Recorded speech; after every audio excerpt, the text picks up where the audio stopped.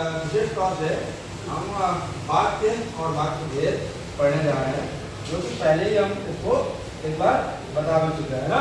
हमने जो पहले बताया उसको फिर से हम रिपीट करते हैं, ताकि ये आपको जब जब लगे कि वाक्य को पढ़ना चाहिए, आप इसको सुने और समझे और पढ़ते रहें। ठीक, फाइनली कक्षा 9 में हमने अर्थ के आधार पर वाक्य के भेद को पढ़ लिया है, तो उसको मैंने यहाँ डिवाइड नहीं किया है। कक्षा 10 के बच्चों के लिए जो आपके सिलेबस में है वो है रचना के आधार पर वाक्य भेद। तो उसको जानने से पहले हमको सबसे पहले क्या जानना होगा, वाक्य। ठीक है, वाक्य होता क्या है, तो इसकी परिभाषा को हम देख लेते हैं। सार्थक शब्दों के मेल को जो व्याकरण के नियमों पर आधारित होता है उसे वाक्य कहते हैं। इसके बारे में मैंने उदाहरण बताया था आपको। ठीक, व्याकरण का नियम मतलब क्या होगा, प्रथम को कर्ता आना है और अंत में क्रिया आनी है। यदि पहले ही क्रिया आएगी और उसके साथ और चीजें जुड़ जाएगी और बाद में कर्ता आएगी, तो डेफिनेटली वो व्याकरण का नियम नहीं है। जैसे राम पुस्तक पढ़ता है। ठीक है, अगर मैं कह दूं है पढ़ता राम पुस्तक, तो ये सही होगा क्या? इसका मतलब ये व्याकरण के नियमों पर नहीं है और ये व्याकरण के नियमों पर है। इसलिए हम कहते हैं कि भाई सार्थक शब्दों के मेल को वाक्य कहते हैं, लेकिन उसमें क्लॉज है। सार्थक शब्दों के मेल को वाक्य कहते हैं, या सार्थक शब्दों के मेल को जो व्याकरण के नियमों पर आधारित होता है उसे वाक्य कहते हैं। सिंपल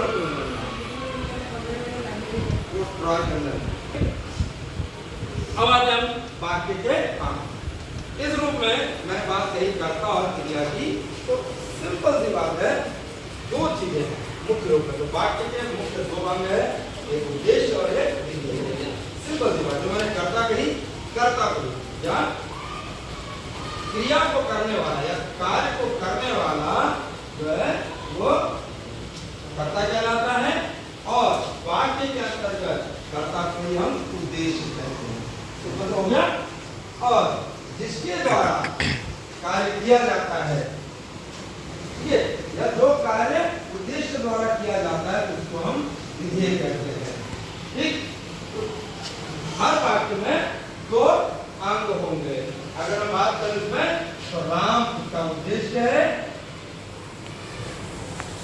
और पुस्तक पढ़ता है, ये क्या है? विधेय है। ये विधेय है, उसको हमने स्पष्ट रूप से समझ लेना है, इसको समझाया भी पहले। अब आते हैं वाक्य के अंग स्पष्ट रूप से जानिए, तो वाक्य के भेद। अर्थ के आधार पर वाक्य के 8 भेद होते हैं। कक्षा 9 में इस तरह से विस्तृत जानकारी ले रखी है। कक्षा 10 के सिलेबस में जो है वो है रचना के आधार पर वाक्य। रचना के आधार पर वाक्य के 3 भेद होते हैं, इसलिए मैंने इसको पूरा लिख दिया है। रचना के आधार पर वाक्य के 3 भेद कौन कौन से हैं? सरल या साधारण वाक्य, संयुक्त वाक्य और मिश्र या मिश्रित वाक्य। ठीक हो गया? हाँ, इसके बारे में भी मैं बात कर चुका हूँ। सरल या साधारण वाक्य किसे कहते हैं? जिस वाक्य में एक उद्देश्य और एक विधेय हो, वह कैसा वाक्य होगा? सरल या साधारण वाक्य। ठीक हो गया? एक और परिभाषा है इसकी, जिस वाक्य में उद्देश्य एक या एक से अधिक हो लेकिन विधेय केवल एक ही हो, वह भी सरल या साधारण वाक्य होगा। क्लियर है ना?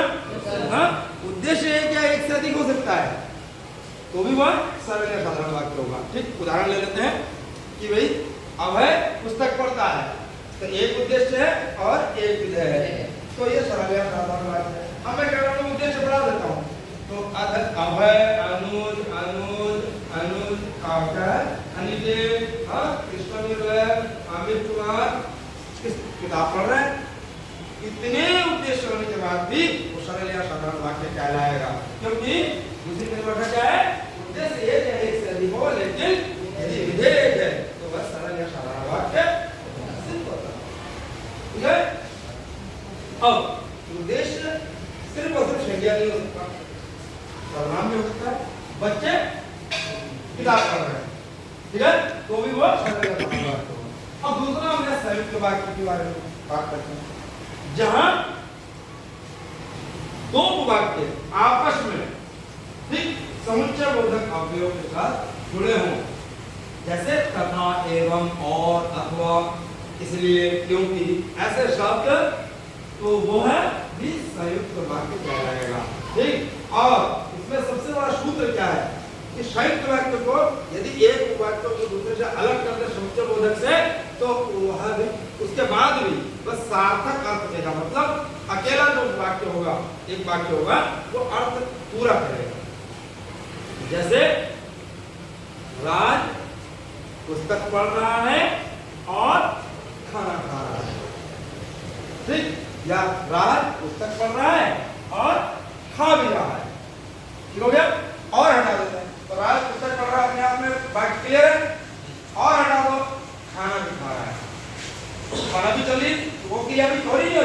तो दो क्रियाएं हो रही है, एक उद्देश्य है, लेकिन दो क्रियाएं हो रही है, बीच में समुच्चय बोधक और से जुड़ा हुआ है। इसका मतलब ये संयुक्त वाक्य हो गया। स्पष्ट हो गया। मिश्र वाक्य, जिसके बारे में मैं बात कर रहा था, इससे पहले भी बता चुका हूं, फिर बता रहा हूं, जहां एक उपवाक्य दूसरे उपवाक्य पर आश्रित हो। ठीक। एक प्रधान उपवाक्य हो और दूसरा आश्रित उपवाक्य हो, या फिर एक उपवाक्य दूसरे उपवाक्य पर आश्रित हो, वहां पर मिश्र या मिश्रित वाक्य होगा। मतलब एक क्रिया पूर्ण तभी होगी जब दूसरी क्रिया पूरी होगी। ठीक। या दूसरी क्रिया तब पूर्ण होगी जब पहली पूरी होगी। जैसे सुजय पढ़ेगा तभी पाठ होगा। ठीक।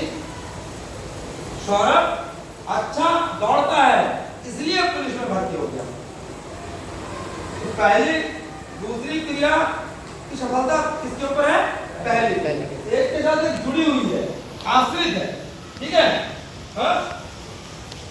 आप अच्छा पढ़ोगे तो ही कक्षा में प्रथम आओगे, तो निर्भर का वाक्य किस पर है? अच्छा पढ़ने पे। इसलिए तो आश्रित जहां पर वाक्य हो दूसरे वाक्य पर, वह मिश्र वाक्य। ये तो कंसेप्ट क्लियर है कि नहीं है? कंसेप्ट क्लियर है? Thank you.